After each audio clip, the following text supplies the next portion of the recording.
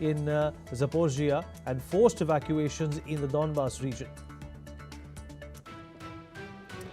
Well, Sweden has announced a $367 million investment to boost its anti-drone defenses, including systems to down drones and deploy hunter drones. Amid rising aerial threats, the funding will also enhance the Just 39 Gripen fighter jets as Europe faces growing concerns over hybrid attacks. U.S. Transportation Secretary Sean Duffy warned that air traffic controllers who repeatedly failed to report to work during the government shutdown could be fired. More than 3,300 flights were delayed on Thursday as the disruptions continued, prompting senators to urge airlines to issue refunds as government shutdown entered its ninth day. North Korean leader Kim Jong-un has praised friendly and cooperative ties with China as he hosted Chinese Premier Li Qiang and other foreign dignitaries for the 80th anniversary of the Workers' Party.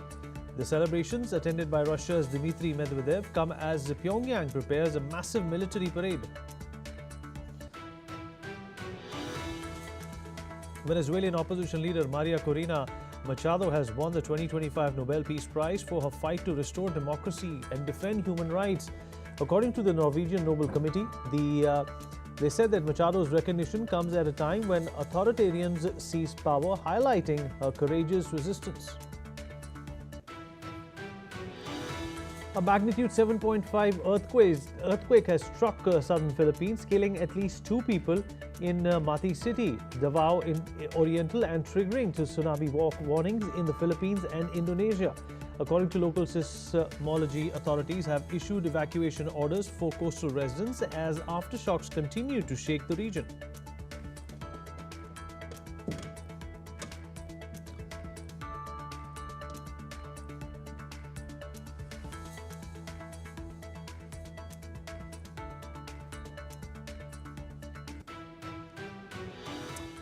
All right, well, following the truce and hostage release deal agreed by Israel and Hamas, the Israeli military has issued a statement saying that Gaza ceasefire has come into effect at 9 GMT on Friday.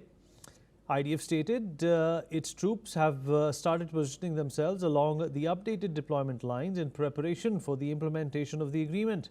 As the ceasefire came into effect, thousands of Gazans began heading towards north of the Gaza Strip. However, Israeli army warned them that several areas remain extremely dangerous. This comes as even after updated redeployment, Israeli forces would control 53% of Gaza's territory. Israeli Prime Minister Benjamin Netanyahu has also issued a statement saying that Israel would expand the circle of peace. He has also talked about hostages. Let's listen in to what he had to say. אבל עדיין נשאר האתגר הקשה מכל. להשיב הביתה את כל יתר החטופים. 20 חטופים חיים ו-28 חטופים חלשים. All right, Martin Arais, the foreign affairs expert, is joining us at this point in time from Germany. Martin, appreciate you being here with us. Well, first of all, it's a great news that peace and tranquility will prevail once again in this particular region. The number one pessimism that a lot of experts have is how long is this going to last? What are your thoughts? What are your reactions? Well, my reactions is that the ceasefire is going to depend on how Hamas is going to respect the agreement. If all of the hostages are going to go back to Israel safe and sound, I mean, the hostages are still alive. And also how the IDF is going to get out of Gaza without any problem. That's the reason why the Prime Minister has said that it's extremely dangerous for Palestinians to go to the north of Gaza right now, because the Israeli army is afraid that Palestinians are going to try to revenge in any way against the IDF military troops. So right now the most difficult step is to get the IDF out of Gaza without any problem.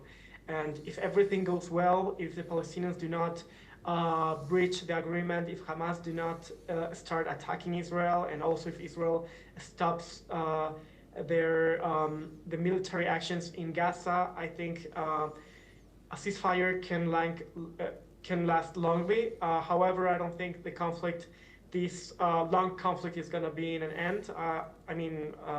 The Palestinians and Israelis do not have a peace agreement yet. Hamas is still existing, and they want to kill all Israelis and all Jews around the world. So the Israeli-Palestinian conflict is not going to end, but I hope a small ceasefire, at least for a year, is going to take place. Martin, let's also talk about the fact that a number of important Hamas leaders are not part of the prison exchange. Is that some sort of a leverage that Israel still wants to keep in case things don't go as planned?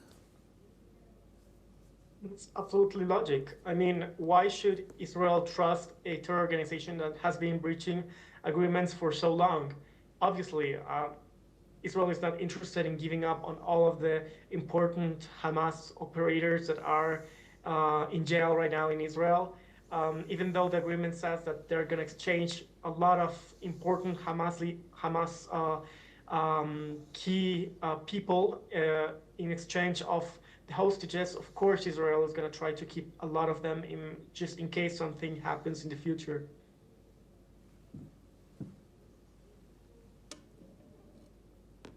All right, Martin, appreciate you joining us. Well, hundreds of Gazans have returned to Gaza City following the ceasefire announcement. An Israeli troop began pulling back from some parts of Gaza. Residents who had left their homes returned to their shattered neighborhoods. Israel has ratified the ceasefire with Hamas, leading to the return of displaced Gazans. However, the Israeli army warns that some areas remain dangerous. Residents were seen searching for their homes amidst the ruins. Let's listen into what some of them had to say. اليوم صار انسحاب من الجيش، رح نرجع أماكننا على أساس إنه في أماكن، يعني بندور نطلع لو فرشة مخدة يعني زي شتاء ونطلع. أنا شايفة مش حلاقي إشي على هذا كمية الدمار، مش حلاقي إشي. بيت ولا بيت جيراننا ولا بيت قرايبنا ولا حاجة، كل أقارب جنبي فيش بيوت، كله رايح. إحنا عند البركة اللي قدام هذا كله من عند البركة ومن عند الجلاء، كله دمار، كله في الدور ولا في سكن ولا في حياة. أنا لما الصبح بلغوني إن بيتي رايح مش عارفة أصيح ولا يعني أنا قاعدة بصيح على إخوتي اللي راحوا، بقول كيف أنا بدي أرجع وما لقوهمش بستنوني. All right, Russian forces have destroyed Ukrainian energy facilities in a heavy overnight attack that cut power to 9 regions and plunged parts of the capital Kyiv into darkness. According to Ukrainian officials, at least one person was killed, a 7-year-old child in the southeast, I beg your pardon, and at least 20 people were injured in the latest Russian attack targeting Ukraine's energy facilities as another winter approaches in the war that began in 2022.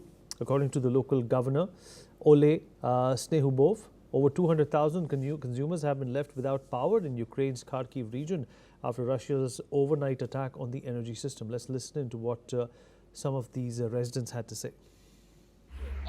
Десь на початку 3-ї години ночі почули жахливий гуркіт, повилітали всі шибки в квартирі повністю.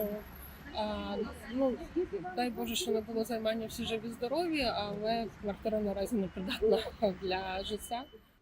З одного боку дуже страшно, з іншого боку дуже добре, що якась є організація, це якось трохи підтримує. Сподіваюсь, що їм все повернеться. Це був шок просто, воно не розуміння, що відбувається, потім вже спустилися майже одразу у нас до двору. Атака тривала, тому перебували в укритті поруч з будинком. Ніч не спали, це неможливо передати цей стан насправді. Ти наче тут знаходишся, а наче зовсім не тут. Mr. Andrew Latham, professor of international relations, is joining us from Minneapolis. Andrew, appreciate you being over here. While it continues day in and day out, the Russians are not holding back. In fact, the de-escalation of war is what was promised by certain leaders, including Donald Trump, who's received a Nobel Peace snub today. What do you make of these ongoing and accelerating friction points between Ukraine and Russia? Well, the battlefield, the front line, has more or less stabilized. Incremental Russian gains here and incremental Ukrainian counterattacks there. So this war is going to be won on the strategic battlefield. attacking each other's infrastructure. The Ukrainians are trying to undermine Russia's ability to pay for this war by going after their oil and gas infrastructure. And the Russians are trying to undermine the Ukrainian war economy by going after the power infrastructure, but also with the important goal of sapping Ukrainian morale by making things very, very cold during what is already going to be a very cold winter. And that's the kind of battlefield that's most important to Moscow at the moment.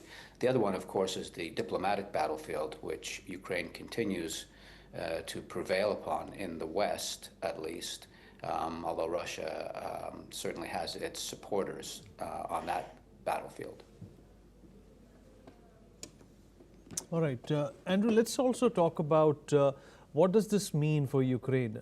We haven't heard much about the funding, the weapons that Mr. Zelensky is expecting in the last few weeks. Does this slowdown or dip in that supply mean anything? Yes, it does. It means that on that particular battlefield, that strategic battlefield, that Ukraine is at a disadvantage. If the United States were to provide it with Tomahawk missiles, that would enhance its range, its reach, its ability to attack that Russian infrastructure. And right now, it is on that battlefield with one hand tied behind its back, as it were. I'm not sure that provision of Tomahawks and other long-range cruise missiles and other kinds of ballistic missiles would tip the balance in Ukraine's favor. But what's obvious right now is that the advantage goes to the Russians in that particular battlefield. And every time that they launch one of these attacks, the Russians characterize it as retaliation, which they did in this case. It's not retaliation for what Ukraine is doing. It's part of Russia's, Moscow's, Vladimir Putin's strategic plan. This is how they plan on winning this war. Andrew, stay with us. We have lots more to talk to you about. Well, the Norwegian Nobel Committee has awarded the 2025 Nobel Peace Prize to Venezuelan opposition leader and democracy activist Maria Corina Machado, honoring her for her tireless fight for democratic rights and peaceful transition from dictatorship to democracy. Machado, who remains in hiding in Venezuela, said she is in shock after learning of the award. In a video released by her team, she's heard telling opposition ally Edmundo Gonzalez Urrutia, and I quote, "I can't believe it." Let's listen in to the interaction. Aquí estamos en shock de alegría todos también, ¿sabes? Esto es un carajazo. Ese es José Gregorio. Well, the UN Human Rights Office congratulated Machado, saying that the award reflects the Venezuelan people's clear aspirations for free and fair elections and the rule of law. This is what OCHR spokesman Thamin Al-Khitan also stated. Andrew Latham. All right, let's listen into this reaction. We congratulate Maria Corina Machado on being announced as the winner of the Nobel Peace Prize. This recognition reflects the clear aspirations of the people of Venezuela for free and fair elections, for civil and political rights, and for the rule of law. The High Commissioner has consistently spoken out in support of these values. Andrew, I'd love to hear your reaction to what's happened over here. In fact, in recent memory, I can easily say that this is the first time that, the loser of the Nobel Peace Prize is perhaps getting more talk and traction than the winner here. Yes, well, yes, precisely. Although we can put it in context, the Nobel Peace Prize Committee often rotates or alternates between those who are defending and known for defending civil rights, political rights, rule of law, versus those who are known for their conflict mediation. So Donald Trump did not get the prize this go-round. It doesn't mean he won't get it next time. I'm not saying he will or he won't, but this is consistent with the patterns of these Nobel Prizes being awarded. Having said that, one rather suspects that the Nobel Prize Committee might have deliberately made the choice it did in order to send a signal or a message to President Trump that perhaps his chances are slimmer than he thinks. Very slim indeed. Andrew, stay with us. We have more to talk about. The White House has now reacted to the Nobel Peace Prize award. They have stated that the Nobel Committee has proved that they place politics over peace.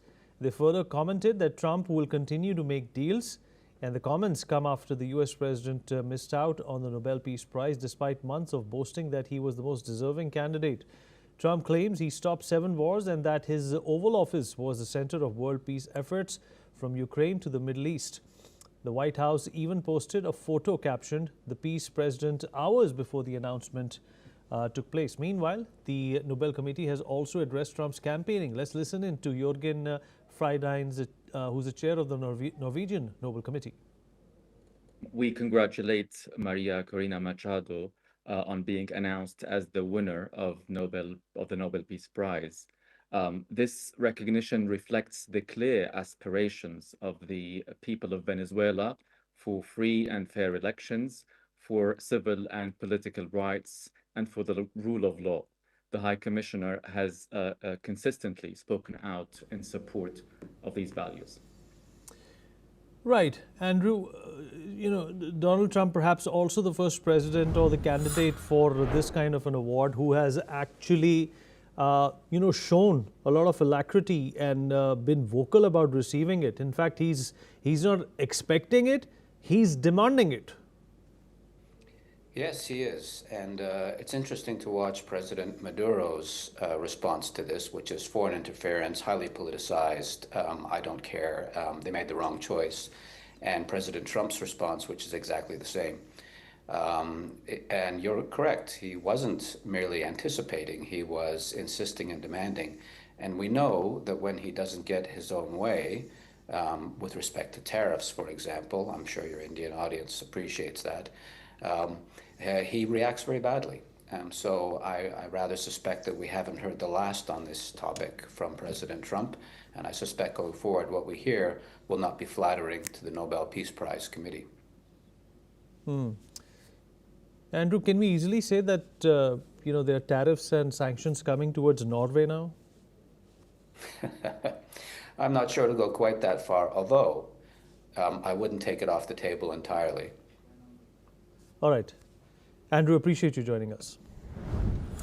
Well, taking a dig at Taiwan, Chinese Foreign Ministry spokesperson Guo Yaikun has said that the biggest threat to peace across the Taiwan Strait are Taiwan independence activities, and seeking independence by force will only drag the island into a conflict. This came after Taiwanese president said in a speech that Taiwan is unveiling the T-Dome air defense system to counter China and its threat, calling on China to renounce the use of force to seize the island.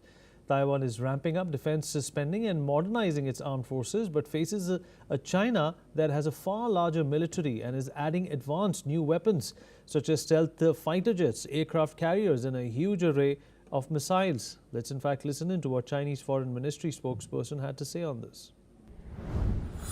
赖清德当局妄图以武谋独，以武拒统，只会将台湾拖入兵凶战危的险境。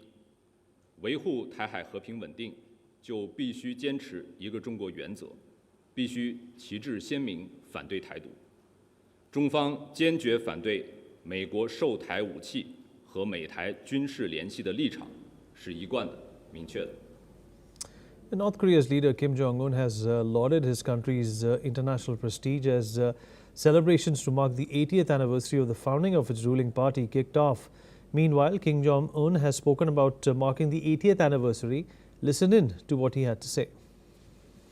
역사적 우리나라에서와 같이 이렇게 외부 세력의 상시적이고 집요한 압력과 간섭, 침략 위협이 가중되는 속에서 수호와 건설에 어렵고 방대한 과업들을 동시에 수행해야 했던 리는 세계 그 어디에서도 찾아볼 수가 없습니다. 오늘도 적수국들이 흉포한 정치 군사적 압력 책동에 초강경으로 맞서 나가는 우리 당과 정부의 견결한 원칙성과 과감무쌍한 대응은 전쟁과 패권을 반대하는 진보 진영의 장성을 강력히 촉진하고 있으며 사회주의 North Korea has rolled out the red carpet for high-ranking officials from ally countries, including Chinese Premier Li Qiang and Russia's former President Dmitry Medvedev. Leaders from other socialist countries, such as Vietnam's Communist Party chief Tu Lam and Laos's President Thongloun Sisulit are also in North Korea to celebrate the Workers' Party's anniversary. All right, well, this is all we have time for. We will continue to bring you more updates from around the world. Thank you for watching.